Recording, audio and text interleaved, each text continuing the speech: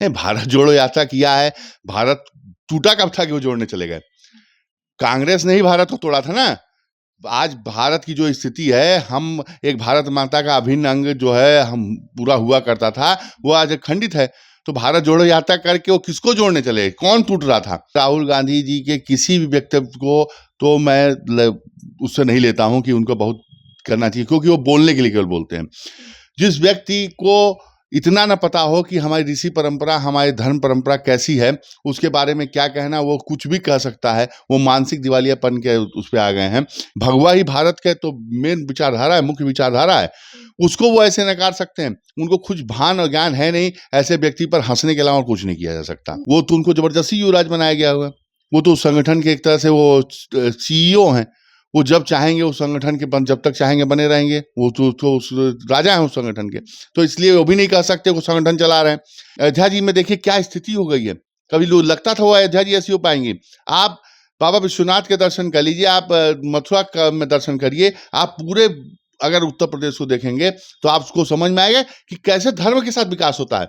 आप विकास को देख लीजिए, उत्तर प्रदेश को धर्म के साथ किस तरह से विकास हुआ। आज उत्तर प्रदेश पूरे भारत में नहीं वरन पूरे विश्व में एक उत्तम प्रदेश के रूप में सामने आया, जैसे लोग पहले कहते थे, लेकिन आज सही रूप में सामने आया है। नमस्कार, मैं अनन्या मिश्रा और आप देख रहे हैं जनता जंक्शन।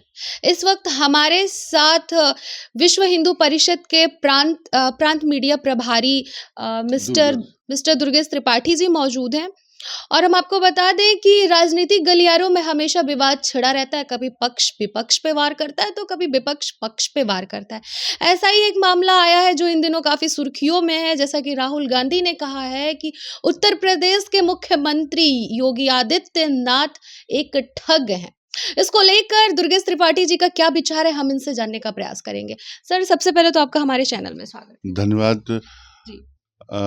देखिए, कांग्रेस का और उनके जो तथाकथित युवराज हैं, उनका चेहरा सबको उजागर है। उनको भारतीय संस्कृति, भारतीय धर्मगुरु, भारत की जो परंपरा है उसका न भान है न ज्ञान है। ऐसे व्यक्ति से किसी बात की उम्मीद नहीं की जा सकती है, क्योंकि उनको लिखी लिखाई स्क्रिप्ट मिलती है, वो पढ़ते हैं। उनको कोई भी, उनसे तो अच्छा एक छोटा बच्चा है जो अपने स्वविवेक से कोई काम करता है। इसलिए मैं राहुल गांधी जी के किसी भी वक्तव्य को तो मैं उससे नहीं लेता हूं कि उनको बहुत करना चाहिए, क्योंकि वो बोलने के लिए केवल बोलते हैं।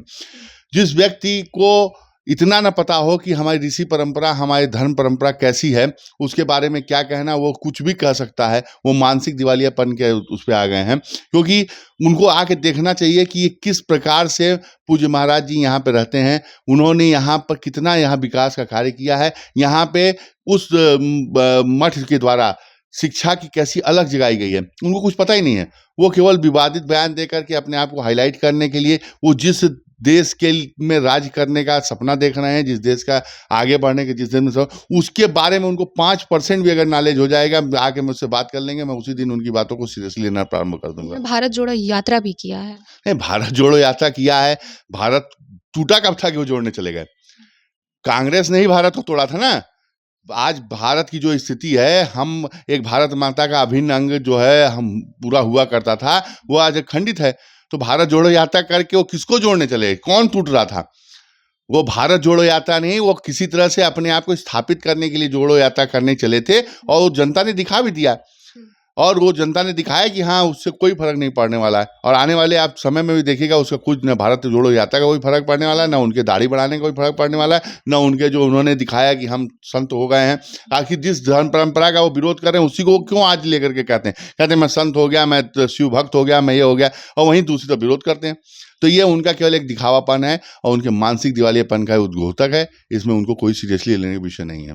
उन्होंने ये भी बोला है कि भगवा पहनने से कोई धार्मिक नेता नहीं बन जाता है। इसको लेकर आप क्या कहना चाहेंगे? उनको, मैंने आपको कहा ना, तो उनको भारत की परंपरा का मालूम नहीं है। उनको ये नहीं मालूम कि सदैव से ऋषि और यहाँ के जो अपने महंत और हुआ करते थे, वो सदैव से राजा महाराजाओं के समय से भी लीड करते थे। उन्हीं के आदेशों पर सारा अच्छा वो चलता था। भगवा ही भारत के तो मेन विचारधारा है, मुख्य विचारधारा है। उसको वो ऐसे नकार सकते हैं। उनको कुछ भान और ज्ञान है नहीं, ऐसे व्यक्ति पर हंसने के अलावा कुछ नहीं किया जा सकता। उनको कुछ भी ज्ञान नहीं है। नहीं। आपको क्या लगता है कि मतलब किस प्रकार उनको कुछ भी ज्ञान नहीं है? जैसे कि वो भी एक मतलब बाहर से पढ़ के आए हुए हैं, यहाँ पे अपनी राजनीतिक गलियारों को सँभाल रहे हैं, राजनीतिक दल को, तो फिर उन्हें क्यों नहीं किसी चीज़ का ज्ञान है? आप पढ़ाई कर लेना या डिग्रियां दिखा देने से भान और ज्ञान नहीं होता है। जी। आप देखते होंगे कि कभी-कभी कुछ ऐसे व्यक्ति जिन्होंने कम पढ़ाई की है लेकिन उनका मानसिक स्तर, उनके ज्ञान का, उनका आईक्यू लेवल बहुत ज़्यादा होता है। किसी संगठन को संभालने के लिए वो तो उनको ज़बरदस्ती युवराज बनाया गया हुआ है। वो तो उस संगठन के एक तरह से वो सीईओ हैं। वो जब चाहेंगे उस संगठन के जब तक चाहेंगे बने रहेंगे। वो तो उस राजा हैं उस संगठन के। तो इसलिए वो भी नहीं कह सकते वो संगठन चला रहे हैं। वो क्या कर रहे हैं, वो सब आप लोगों को भी मीडिया के माध्यम से दिखता है। वो क्या कब वक्तव्य देते हैं, वो क्या कहते हैं, वो कैसी प्रतिक्रिया करते हैं, कैसी उनकी बॉडी लैंग्वेज है, कैसा वो संसद में रहते हैं, सब जगह दिखाई पड़ता है। इसलिए कुछ उनके बारे में बहुत ज़्यादा कहने की आवश्यकता नहीं है। यह अनावश्यक उनका प्रोपेगेंडा है। ये भारत जोड़ो यात्रा है या जो भी इस तरह की स्पीच देते हैं कि लोग उनके ऊपर अट्रैक्ट हों, उनको ध्यान दें और इसका वो फ़ायदा लेना चाहते हैं। कहीं न कहीं वो अपनी तरफ ध्यान आकर्षित ध्यान करने का आकर्षित आपका ये करना कहना चाहते है। हैं। जी। ये बताइए कि उन्होंने ये बोला कि यूपी में अधर्म है, धर्म नहीं है। इसको लेकर आप क्या कहना चाहेंगे? देखिए, कांग्रेस ने आज़ादी के बाद से पूरे भारतवर्ष में अधर्म का राज फैला के रखा हुआ था। अब तो धर्म की स्थापना हो रही है। हर जगह देखिए उत्तर प्रदेश तो इसमें धर्म का राज्य बना हुआ है। आप काशी विश्वनाथ का दर्शन करने चले जाइए। देखिए कि धर्म वहाँ वही काशी विश्वनाथ का दर्शन करके राहुल जी लौट के आए हैं। आप अयोध्या जी चले जाइए। अयोध्या जी में देखिए क्या स्थिति हो गई है। कभी लोग लगता था वो अयोध्या जी ऐसी हो पाएंगी। आप बाबा विश्वनाथ के दर्शन कर लीजिए, आप मथुरा का में दर्शन करिए। आप पूरे अगर उत्तर प्रदेश को देखेंगे तो आपको समझ में आएगा कि कैसे धर्म के साथ विकास होता है। आप विकास को देख लीजिए उत्तर प्रदेश को, धर्म के साथ किस तरह से विकास हुआ। आज उत्तर प्रदेश पूरे भारत में नहीं वरन पूरे विश्व में एक उत्तम प्रदेश के रूप में सामने आया, जैसे लोग पहले कहते थे, लेकिन आज सही रूप में सामने आया है। दूसरा ये कि आज वो कह रहे हैं कि धर्म नहीं है। आज जिस लाल चौक पर वो शान से झंडा फहरा के आए हैं, राहुल गांधी का आईक्यू तो वहीं दिख गया। उन्होंने कहा कि आज मैं यहाँ बिना डर के झंडा फहराऊं। उनको ये नहीं समझ में आया ये डर ना हुआ कहाँ से। भारतीय जनता पार्टी ने जो वहां पर किया, आज उसकी वजह से बिना डर के झंडा फहरा पाए। अपने शासन में क्यों नहीं जाके फहरा पाए झंडा? भारतीय जनता पार्टी के ही लोग जाकर के उनके शासन में झंडा फहराने का प्रयास करते थे और आज वो व्यक्ति खड़ा होकर के स्वयं भारतीय जनता पार्टी और इन जो संगठनों ने किया वहां पे, उसकी वजह से लाल चौक पे झंडा फहरा पाए और तब कह रहे हैं कि आज मैं ये मेरे भारत जोड़ो यात्रा के परिणाम स्वरूप मैं झंडा फहरा पाया। ये तो उनका मानसिक दिवालियापन ही घोषित करता है। उन्होंने ये भी बोला है योगी जी को कि वो अपने मठ को अरे क्या बोलते हैं कि मठ को गलत साबित कर रहे हैं। वो मठ पे मतलब एक तरह से कहीं न कहीं उनका ये कहना है कि देखिए, मठ को राहुल भी जी के गलत विषय में उनको कुछ पता नहीं है। उनके बारे में अनावश्यक बातें करना, उनके बातों को तवज्जो देना, ये बेकार की बातें हैं। उनको खुद जब जानकारी उनसे पहले कहिए, वो पहले नाथ संप्रदाय, मठ, महाराज जी के बारे में पहले पढ़ लें सही ढंग से, फिर बात करें। उनको कुछ पता ही नहीं है। वो यहाँ के एक छोटे से एक सामान्य कार्यकर्ता जो मठ से मंदिर से जुड़ा है, उससे वो नहीं बात कर सकते क्योंकि उनको पता नहीं है।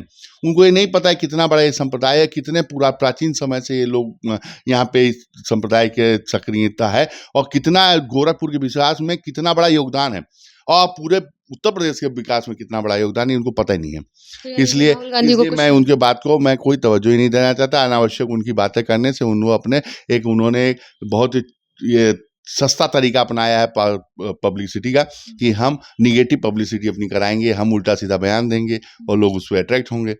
यही दर्शाता है क्योंकि इतनी बड़ी पार्टी का इतना पढ़ा लिखा जैसा आप कह रही हैं, वो व्यक्ति जैसे बयान उनके आते हैं उस तरह का बयान नहीं दे सकता। उनको मैच्योरिटी के साथ बयान देना चाहिए, उनको मैच्योरिटी के साथ रहना चाहिए।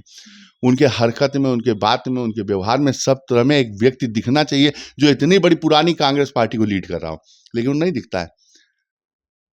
उससे अच्छे तो उनके यहाँ और तमाम नेता हैं जिनको आगे आना चाहिए, बोलना चाहिए, वो सही ढंग से बात करते हैं।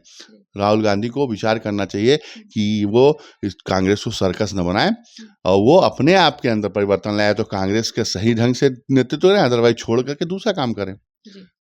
तो ये थे हमारे साथ दुर्गेश त्रिपाठी जी, जिनका ये कहना है कि राहुल गांधी का मानसिक संतुलन भी सही नहीं है। उनके बातों में, उनकी बातों के, उनके जवाबों को हम कुछ कहे कि उनको तवज्जो नहीं देना चाहते हैं, वो किसी लायक नहीं। कहीं न कहीं वो उनको ये कह रहे हैं कि वो किसी लायक नहीं है। वो कांग्रेस पार्टी को सर्कस बना के रखे हैं, सर्कस ना बनाएँ। सर्कस बनाने से बेहतर है कि वो शांतिपूर्वक बैठ जाएँ या फिर किसी और दल या पार्टी को जॉइन कर लें।